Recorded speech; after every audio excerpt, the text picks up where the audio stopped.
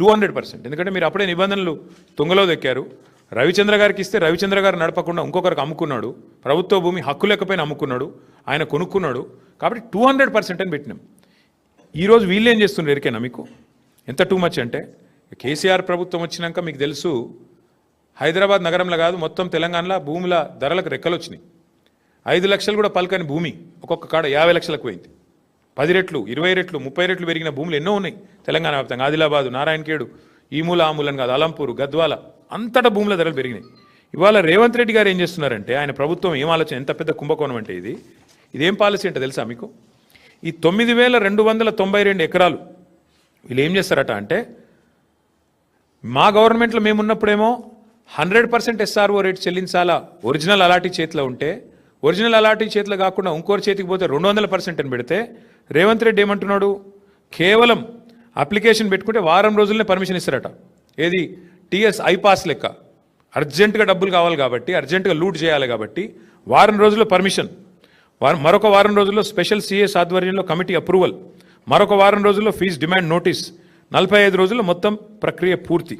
అన్నింటికి మించిన హైలైట్ ఏంటంటే 100%, 200% నిబంధన మనం పెడితే మన కేసీఆర్ గవర్నమెంట్లో 30% కడితే చాలంట. ఎంత హైలైట్ అంటే 30% చాలంటే, ఏది 30% SRO విలువ. ఉదాహరణకి మీకు ఎగ్జాంపుల్ చెప్తాను. అజామాబాద్లో ప్రస్తుతం SRO విలువ, SRO వాల్యుయేషన్ 32,000 రూపాయలు ఉంది. కానీ అక్కడ మార్కెట్లో 150,000 ఉంటుంది. యాజ్ ఇట్ ఈస్ 5 రెట్ల తేడా ఉంటుంది. బాలానగర్లో 45,000 ఉంది, కానీ బయట మార్కెట్లో 2 లక్షలు ఉంటుంది. జీడిమెట్లలో 32,000, 12,000 నుంచి 32,000 ఉంది. మార్కెట్ వాల్యూ దగ్గర దగ్గర 1,00,000 ఉంది. నాచారంలో 2,300 రూపాయల నుంచి 37,000 దాకా ఉంది. మార్కెట్ వాల్యూ 1,00,000 ఉంది గజం. నేను చెప్పేది చెర్లపల్లిలో 10,000 ఉంది గజం SRO ప్రకారం, మార్కెట్ వాల్యూ కనీసం 75,000-80,000 ఉంటుంది. మల్లాపూర్లో కేవలం 8,400 ఉంది SRO వాల్యుయేషన్, మార్కెట్ వాల్యూ కనీసం 70,000-75,000 ఉంటుంది. ఇప్పుడు వాళ్ళు చెప్పే, రేవంత్ రెడ్డి చెప్పే లెక్క ఏంటంటే, చెర్లపల్లిలో నీకు ఇండస్ట్రీ ఉందనుకో, మార్కెట్ వాల్యూ అక్కడ 1,00,000 ఉన్నప్పటికీ SRO వాల్యూ 10,000 ఉంటే, రేవంత్ రెడ్డి గారు ఏమంటున్నారు, మీరు అందులో 3,000 కడితే చాలంట, మీకు ఇచ్చేస్తాం 45 రోజుల్లో. ఇంకా హైలైట్ చెప్తాను మీకు.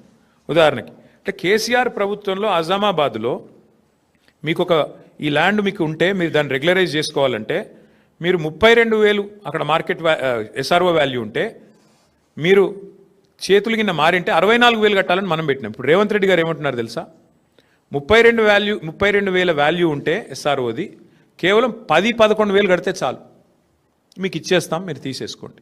అంటే దీని వెనక ఉన్న కుంభకోణంలో ఇక్కడ మెయిన్ పాయింట్ ఏంటంటే, ఇవాళ ఒక ముఠా తిరుగుతుంది హైదరాబాద్లో. ఆ ముఠా సభ్యులు ఎవరెవరే అంటే, ఏవి రెడ్డి, కొండల్ రెడ్డి, తిరుపతి రెడ్డి, కృష్ణారెడ్డి, వీళ్ళు ఎవరో కాదు, అంతా ముఖ్యమంత్రి గారి బిజినెస్ పార్ట్నర్లు, ఆయన కుటుంబ సభ్యులు. మొత్తం అగ్రిమెంట్లు చేసి పెట్టుకున్నారు. ఇవన్నీ మొత్తం ఈ భూములన్నిటికీ అగ్రిమెంట్లు, వెనకాల MOUలు, ఒప్పందాలు అన్నీ కుదుర్చుకున్న తర్వాతనే మళ్ళీ దీని మీద RR ట్యాక్స్ ఉంటుంది. ప్రతి దగ్గర ప్రభుత్వానికి వచ్చేది 30%, మళ్ళీ తర్వాత 60%, 70% రేవంత్ రెడ్డి గారికి, కాంగ్రెస్కు ట్యాక్స్ కట్టాలి, కప్పం కట్టవలసిందే. ఈ లెవెల్లో అంటే ఒక 4-5 లక్షల కోట్ల భూములకు వీళ్ళు పెట్టిన టెండర్ ఇది. నేను అడిగేది ఒక్కటే, మీరు ఆలోచించండి దయచేసి. మొన్న మీరు జూబ్లీహిల్స్ ఎలక్షన్ చూసినారు. అక్కడ ముస్లిం సోదరులకి శ్మశాన వాటికకి ఇద్దామంటే 2 ఎకరాల జాగలేదు, 2 ఎకరాలు జాగలేదు జూబ్లీహిల్స్లో. హైదరాబాద్లో ఒక ఇందిరం ఇల్లు ఇవ్వలేదు 2 ఏళ్లలో. ఒక పేదవాడికి హైదరాబాద్ ఇల్లు కడదామంటే ఇవాళ 1 ఎకరం జాగలేదు ప్రభుత్వం దగ్గర. హైదరాబాద్ కాంక్రీట్ జంగల్గా మారిపోతున్నది. ఒక పార్క్ కడదామంటే జాగలేదు. నేను ఇవాళ రేవంత్ రెడ్డిని అడుగుతున్నా, 9,292 ఎకరాల విలువైన భూమి నువ్వెందుకు ప్రైవేట్ వాళ్ళకి దారాదత్తం చేస్తున్నావు? ఇది ప్రభుత్వ భూమి కదా. ప్రభుత్వ భూమిని మీరు పారిశ్రామికీకరణ కోసం, పారిశ్రామిక అవసరాల కోసం ప్రైవేట్ వ్యక్తులకు రాయితీ మీద ఇచ్చిన భూమి ఎందుకు వాళ్ళ కండిషన్ పెడతలేవు? నీకు నిజంగా డబ్బులు కావాలంటే ఓపెన్ మార్కెట్లో ఆక్షన్ పెట్టు, ఓపెన్ మార్కెట్లో ఆక్షన్ పెట్టు, వాళ్ళని కూడా పాల్గొనమను, వెనక్కి తీసుకో, క్యాన్సిల్ చేయి. నీకు పరిశ్రమ కోసం కేటాయించినా నువ్వు పరిశ్రమ నడుపుతలేవు కాబట్టి is is null and wide, cancel చేయి, ఓపెన్ భూమిలో ఆక్షన్ పెట్టు. అది పెడతలేడు. రెండోది, హైదరాబాద్లో నీకు ఇల్లు కట్టేందుకు జాగలేదు, పార్కుకు జాగలేదు, ఒక్క ఇందిరం ఇల్లు ఇయ్యలేదు నువ్వు, హైదరాబాద్లో శ్మశానాలకు కూడా దిక్కులేదు జాగా. మరి 9,292 ఎకరాల్లో ఒక 7,000 ఎకరాలు ప్రభుత్వం వెనుకకి తీసుకొని ఇండ్లు కట్టి పార్కులు కట్టి బ్రహ్మాండంగా శ్మశాన వాటికలకు జాగలి ఇవ్వడం వద్దంటుండా. ప్రజల అవసరాలకు హాస్పిటల్ కడదామంటే జాగలేదు. ఇలా హాస్పిటల్ కట్టాలంటే మనం కొనుక్కోవాలి జాగా. ప్రభుత్వం ఏదైనా కొత్తది ఏదైనా చేయాలంటే కొనుక్కోవాలి. నువ్వేం చేస్తున్నావు?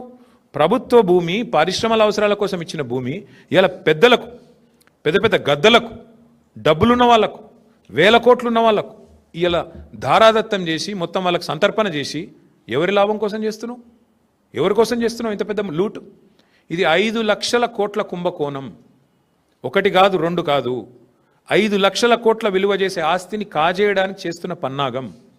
నేను మాత్రం స్పష్టంగా చెప్తా ఉన్నా, ఈ విషయంలో మేము వదిలిపెట్టం. న్యాయ పోరాటము చేస్తాము.